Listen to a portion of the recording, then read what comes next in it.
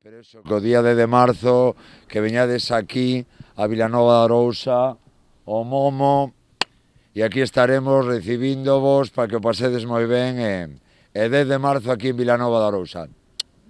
Hoxe presentouse o Momo en Vilanova e Luís Zaera xe exerceu de mestre de cerimonias. O que naceu como unha casualidade nun aeroporto rematou por converter o actor flamante Premio Goya nun dos protagonistas dun dos días máis importantes do Entroido do Salnés. Como todos los años, sabéis que es el cierre de carnaval, el broche, ahora nos están invitando en algún sitio, pero el genuino, el verdadero cierre de carnaval de la comarca es Vilanova de Arousa el domingo del Momo, y por lo que hoy no va a defraudar.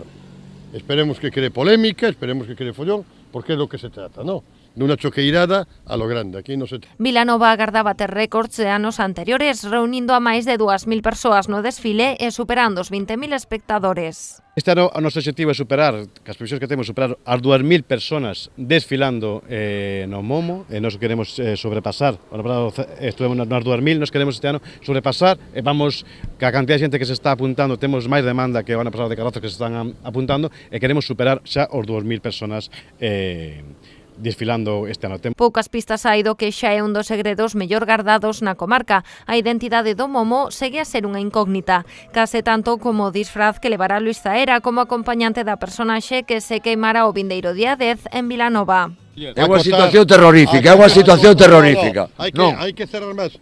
El personaje tiene menos de 80 años. Ok. Es una pista importante. E o outro ten bastantes máis. E é unha situación terrorífica. Terrorífica.